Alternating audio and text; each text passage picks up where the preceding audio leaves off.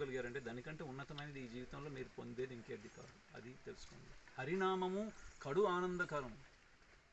అది అన్నమాచార్యులు అంటారు, రామదాస్ కూడా అంటాడు. అది ఎలాగుంటుంది, మీరు ఎప్పుడైతే చేస్తారో అప్పుడు ఆ అనుభవం తెలుసుకోగలరు. భగవద్గీత మేడం మీరు బాగా చదువుతారు. చదవండి, యథాతథం చదవండి. భగవద్గీత యథాతథం ఏదో ఇస్కాన్ ద్వారా వచ్చిందో అది ప్రపంచంలో ఇంతవరకు మార్పు తేగలిగింది.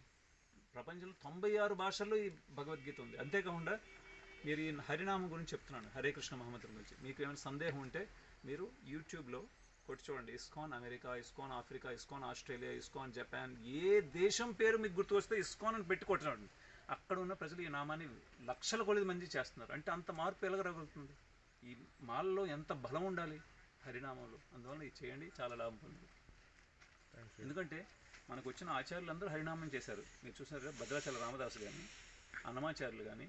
దగ్గరున్న రాష్ట్రాలు చూడండి, పురంధరదాస్ పేరు అని ఉంటారు, మీరు కనకదాస్ పేరు ఉంటారు కర్ణాటకలో. పురంధరదాసు కూడా కర్ణాటక ఆయనే. భక్త తుకారం మీరు చూసారంటే మహారాష్ట్ర ఆయన. అందరూ హరినామ సంకీర్తన చేశారు. హరినామ సంకీర్తన ఒక్కటే మార్గం ఈ కలియుగంలో అన్ని సమస్యల పరిష్కారం. ఇప్పుడు రావాలి, ఇక్కడ ఉండాలి అంటే మీకు కమ్యూనికేషన్ ఇస్తారండి, అక్కడ ఫోన్ నెంబర్ ఇస్తారు. దానికోసం ఫోన్లు వాడతాం మేము, ఎవరైనా విజిటర్స్ కోసం, హెల్ప్ కోసం. అక్కడ కాంటాక్ట్ చేసి మీరు ఇన్ఫామ్ చేస్తారంటే మీకు అక్కడ రెడీ చేసేది. గురుగారు, మేము మన శ్రీకాకుళం నుంచి వచ్చాము. ఇప్పుడు నాకు చిన్న డౌట్, అదే చిన్న ఇది కంఠమాల ఉంది కదా, దాన్ని ధరించడం వల్ల ఏమైనా లాభాలు ఉన్నాయా?